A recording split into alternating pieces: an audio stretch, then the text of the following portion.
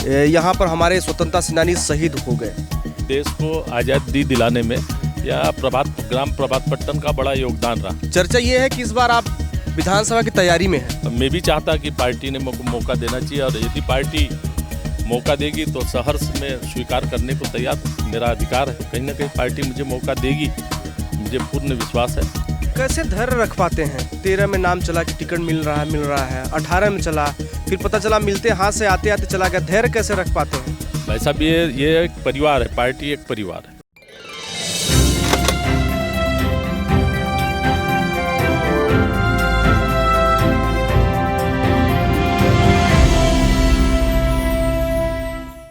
प्रदेश तक के सभी दर्शकों को नमस्कार, मैं हूं नीरज द्विवेदी। जैसा कि आप सभी जानते हैं कि चुनावी चकल्लस का कारवां बैतूल जिले के लगातार सभी विधानसभा में भ्रमण कर जनता का मिजाज इस चुनावी वर्ष में क्या रहने वाला, ये हम जानने का प्रयास कर रहे थे। इधर से हम गुजर रहे थे और तो हमने देखा कि ये शहीद स्मारक है, तो हमने सोचा क्यों ना इसके बारे में भी आप लोगों को बताऊं। ये हम लोग अब जहाँ खड़े हैं जिस पावन मिट्टी पर, इसका अपना इतिहास रहा है और कालखंड में स्वर्णिम अक्षरों में लिखा गया है। यहाँ का इतिहास ये बताया जाता है कि यहाँ के करीब 52 स्वतंत्रता संग्राम सेनानियों ने अंग्रेज़ों से कड़ा मुकाबला किया और क्रूर अंग्रेज़ों ने उनके ऊपर गोलियाँ चलवाई, जहाँ एक यहाँ पर हमारे स्वतंत्रता सेनानी शहीद हो गए। मेरे साथ इस पंचायत के हालांकि इनकी पत्नी सरपंच हैं, एक बार ये भी कार्यकाल कर चुके हैं, भाजपा के नेता में हैं। इनसे हम बातचीत करते हैं और जानते हैं कि इस पावन मिट्टी का, इस भूमि का क्या कुछ इतिहास रहा है। भाई साहब, देश को आज़ादी करने में प्रभात पट्टन का बहुमूल्य योगदान रहा। यहाँ हमारे प्रभात पट्टन में 52 स्वतंत्र संग्राम सेनानी हुए। यहाँ पे अंग्रेज़ों के खिलाफ पूरे गांव वालों ने और बड़ा संघर्ष किया, और देश को आज़ादी दिलाने में यह ग्राम प्रभात पट्टन का बड़ा योगदान रहा। यहाँ के स्वतंत्रता संग्राम सेनानियों ने अंग्रेज़ों का डट के मुकाबला किया, जिसमें एक महादेव रेवतकर यहाँ पे जिस जगह पर आप खड़े हो, यहाँ अंग्रेज़ों की गोली से यहीं पे शहीद हुए। इस प्रकार आज़ादी में प्रभात पट्टन का योगदान रहा। ये राजनीतिक गढ़ माना जाता प्रभात पट्टन को, और इस शहीद भूमि को मैं नमन करता हूँ। और राजनीतिक क्षेत्र में, सामाजिक क्षेत्र में बहुत ही आगे रहा प्रभात पट्टन। और प्रभात पट्टन में लगभग 5 विधायक दिए हैं जब से देश आज़ाद हुआ। उसमें मेरे स्वर्गीय मारतराव देशमुख, लाहनू जी देशमुख भी विधायक रहे। वो 57 से 62 तक विधायक रहे। और सुभाष चंद्र बोस की जो पार्टी है उस समय वो फारवर्ड ब्लॉक से यहाँ विधायक रहे। और इसमें प्रभात पट्टन का राजनीतिक सामाजिक क्षेत्र में बहुमूल्य योगदान रहा देश को आज़ादी दिलाने में। हमारे 52 स्वतंत्रता संग्राम सेनानी हुए, तो कहीं ना कहीं हमारे प्रभात पट्टन का और इस क्षेत्र का देश को आज़ादी दिलाने में बड़ा योगदान रहा। चलिए, मैं आपको एक तस्वीर पहले दिखाता हूँ, उसके बाद फिर बातचीत को आगे बढ़ाएंगे।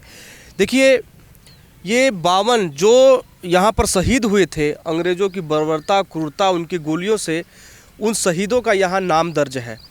मैं आपसे जानना चाहूँगा कि इतने इस यहाँ से स्वतंत्रता संग्राम सेनानी निकले, राजनीतिक रूप से क्या कुछ यहाँ मिला और क्या कुछ होना चाहिए था नहीं हो सका? पहले तो ये बता दें मिला क्या यहाँ पर? राजनीतिक गढ़ रहा है। यहाँ नवोदय है, यहाँ बुनियादी प्रशिक्षण यानी डाइट है, और यहाँ तहसील है, यानी शिक्षा के संबंध में सारी संस्थाएं यहाँ है।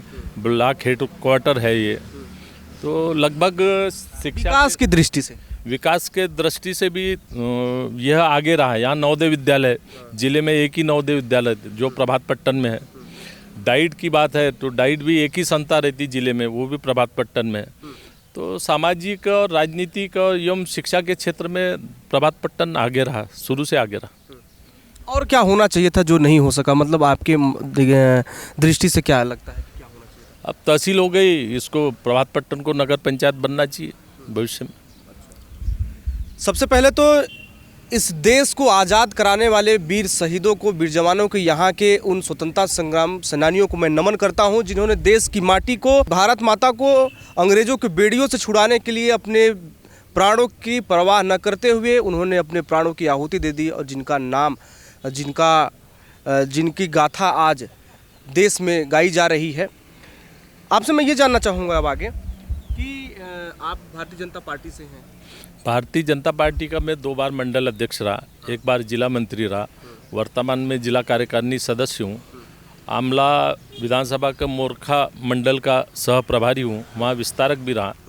कई उच्च पदों पे भारतीय जनता पार्टी के पदों पे रहा हूँ, और वर्तमान में मेरी श्रीमती यहाँ सरपंच है।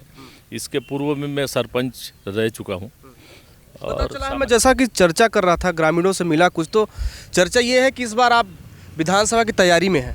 भाई साहब, राजनीतिक सामाजिक दृष्टि से प्रभातपट्टन एक राजनीतिक गांव रहा है, तो मेरी भी इच्छा है कि मुझे पार्टी ने मौका देना चाहिए, और जिस आधार पे हमारा प्रभातपट्टन का नाम रहा राजनीतिक सामाजिक क्षेत्र में, तो कहीं ना कहीं मैं भी चाहता कि पार्टी ने मौका देना चाहिए, और यदि पार्टी मौका देगी तो सहर्ष में स्वीकार करने को तैयार हूँ, मेरा अधिकार है।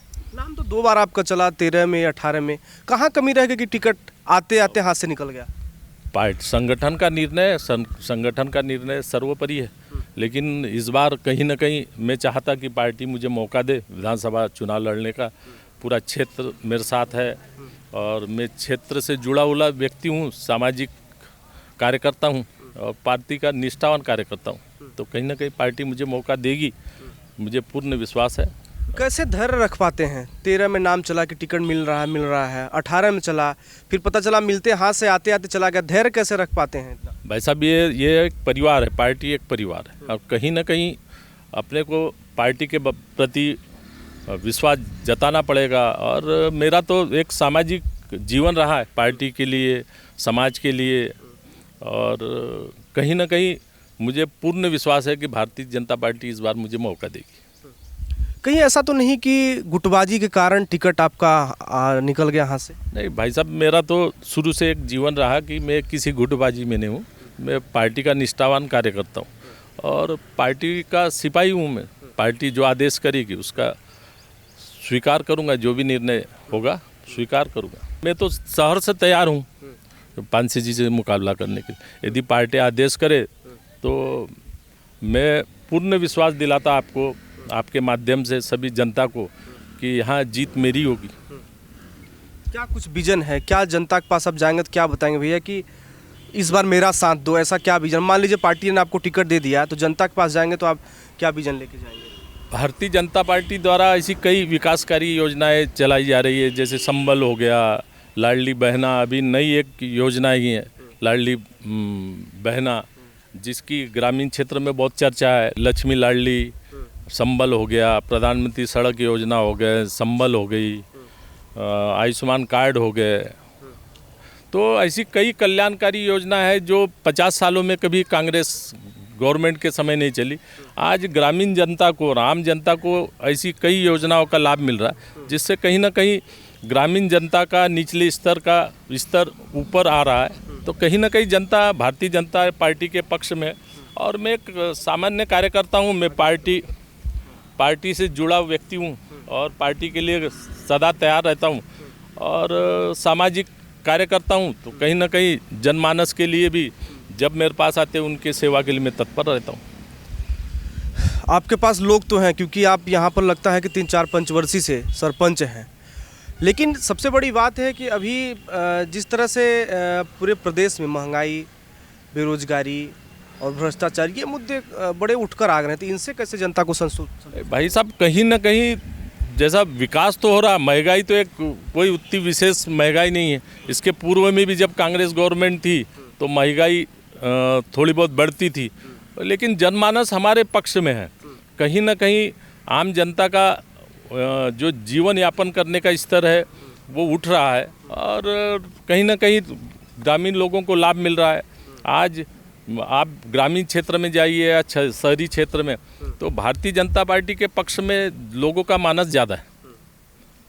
तो आप आपके पक्ष में जनता है कि मान लिया, लेकिन पार्टी तो जैसे रहती है हर बार वैसे तो पक्ष में नहीं रहेगी कि नाम चलेगा आखिरी में फिर नाम कट जाएगा। नहीं भाई साहब, विश्वास है मेरे को कि इस बार पार्टी मौका देगी। किसी बड़े नेता से बात हुई या कुछ ऐसा आश्वासन या फिर कुछ? मेरा सभी लोगों से मिलना चल रहा है। पार्टी के जैसे जिले के संगठन है, प्रदेश के संगठन है, सब नेता लोगों से मेरा संपर्क है, सतत संपर्क है और मैं सतत उनके संपर्क में हूँ। कहीं ना कहीं पूर्ण विश्वास है कि पार्टी मुझे मौका देगी। मान लीजिए पार्टी आपको मौका देती है, आप विजयी भी होते हैं, तो एक पहला ऐसा बता दीजिए कि पहला आप पूरे इसके मुल्तई विधानसभा के लिए पहला ऐसा क्या आपके दृष्टि से लगता है कि इसको मैं बनूंगा तो सबसे पहले इसको ठीक करूंगा या फिर इसको दुरुस्त करूंगा या ये सौगात दूंगा? यहाँ जैसे ITI की ज़्यादा डिमांड है, कॉलेज है, तो ऐसी जो आवश्यक चीज़ें हैं जनमानस के लिए आवश्यक है, उसकी सबसे पहले मैं उस कमी को पूरा करूँगा।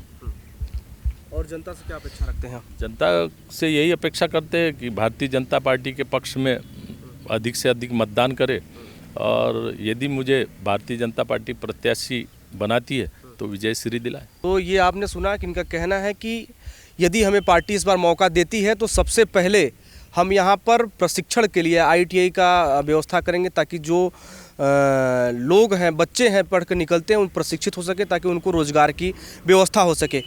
और इस पावन धरा को, इस स्थान को मैं पुनः नमन करना चाहूँगा जिन्होंने देश की रक्षा के लिए अंग्रेज़ों से लड़ाई लड़ी और अपने प्राणों की, देशवासियों के लिए जो अपने प्राणों की बलि दे दी।